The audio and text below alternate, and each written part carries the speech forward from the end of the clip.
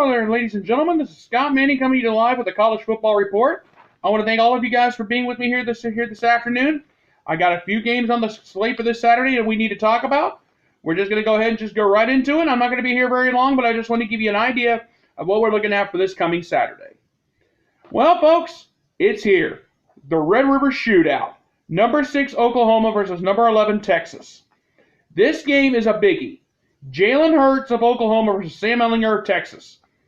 Oklahoma's coming off of a 45-20 victory over Kansas last Saturday, while Texas had a little bit of a struggle against West Virginia, finally beating them 42-31. What do we need to look forward to for this Saturday? Sam Ehlinger, Jalen Hurts. Where can you go wrong? Keep in mind, this is an elimination game for somebody from the college football playoff race. There's a lot to digest here. The winner could be in the driver's seat, not only to win the Big 12, but to be in the college football playoff. Keep in mind, there's about a 90-10 chance we'll be seeing these two teams again in the Big 12 championship game later this season. That's something to digest and that's something to think about. However, this Saturday coming in at the Cotton Bowl in Dallas, there's a lot at stake. Big 12 race, the Big 12 race, and the college football playoff. Now, we will be seeing these two teams again in the Big 12 championship game. There's no doubt in my mind. But somebody could be eliminated from the college football playoff race if this all pans out correctly. Jalen Hurts, Sam Ehlinger, get ready. This is going to be a big game on Saturday. And don't you take me lightly on this one, ladies and gentlemen. Don't take me lightly when I say this. Next game I want to talk about. Number 10 Penn State versus number 17 Iowa. And this is the 7:30 game on ABC. Iowa is coming off of a loss to Michigan last Saturday after Michigan's defensive masterpiece. And Nate Stanley had a 3-interception performance. And keep in mind, this is what Michigan did to Iowa last Saturday with their defensive performance. 8 sacks, 10 tackles for loss, and 1 yard rushing for the Wolverines last Saturday in their victory over Iowa. Kirk Ferentz said, "We were disappointed. We couldn't capitalize. We couldn't get anything done." And I forgot to give out my game balls for my other show, which I forgot about. My game ball for that game goes to the Michigan defense. 8 sacks, 10 tackles for loss, 1 yard rushing. That's all they allowed against Iowa. And Iowa had 4 turnovers in that loss. And there's a lot to digest there, too. Nate Stanley did go 23 of 42 for 260 yards, but he was picked off 3 times. And he was sacked 8 times as well. But as far as Penn State goes, on the other side of the ball, Penn State had a really easy schedule, a non-conference schedule. Then last Saturday, they beat up Purdue 35-7. This would be a huge win for James Franklin because keep in mind, Penn State's got to go on the road. 3 of their next 4 games are on the road. Their next home game is in a few weeks against Michigan. And there's a lot, and you need to understand something. Michigan gave a defensive performance last Saturday. And by the way, just real quick, Michigan should have an easy time with Illinois. But I'm going to be fair to you.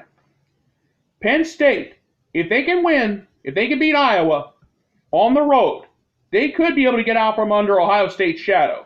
If Iowa beats Penn State, on the other hand, James Franklin's going to have to really think long and hard on how he can stop Ohio State.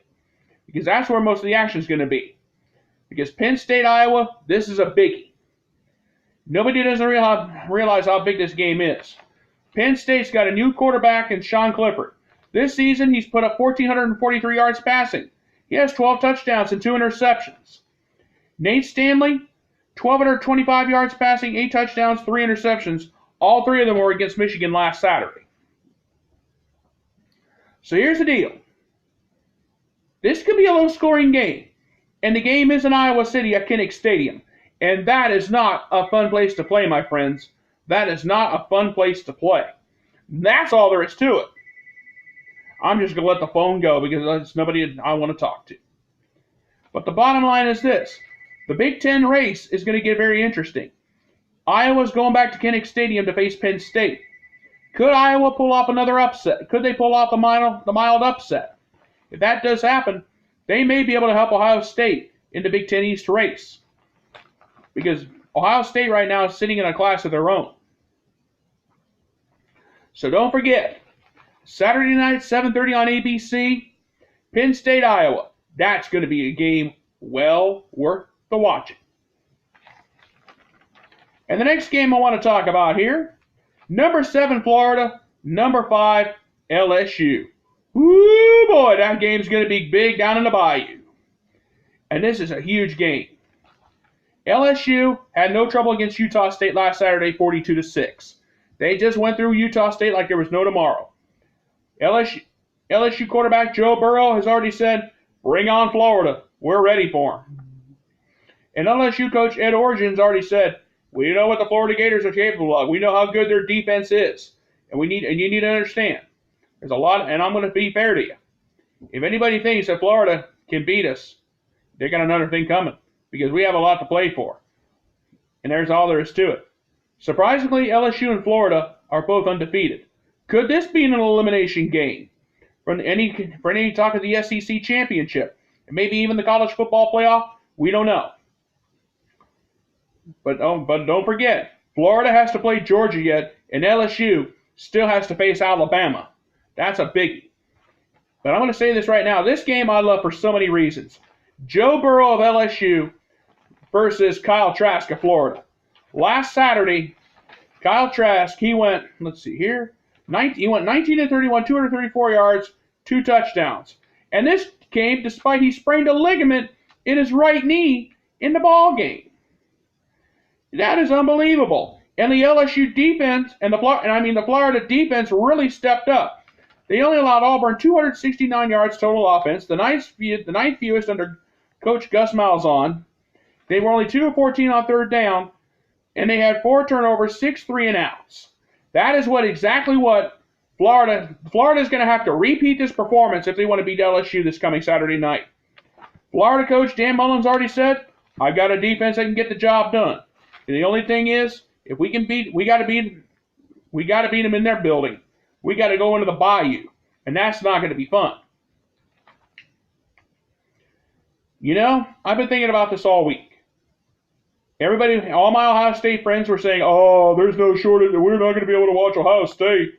We don't know what we're going to do. Well, ladies and gentlemen, and Buckeye Nation, I just gave you some games to watch. And there may be a few more. Notre Dame plays USC, although USC is going in the wrong direction since yesterday. Now, here's the deal. Notre Dame is in a class of their own. They can get the job done. If they can win out, that's all there is to it. And the bottom line is this. 3 big games on Saturday. We got a 4th one that I just mentioned. Clemson does play Florida State. Some people are saying, Clemson should not sleep on Florida State. I'm kind of on the fence with that. But the main thing is this. 3 big games Saturday. That's your triple main event right there. That's worth the price of admission, if you ask me. All right, folks, I'm gonna go ahead and get on out of here. I want to thank you guys for taking a few minutes with me. Thank you guys so much for being with me. I promise you this time I will be back Saturday night to give out the game balls, to bring you up to date on some of the games that were played, and I will hand out the game balls then. You guys have a great day. Thank you so much for being with me, and God bless. Goodbye, everybody, and thank you.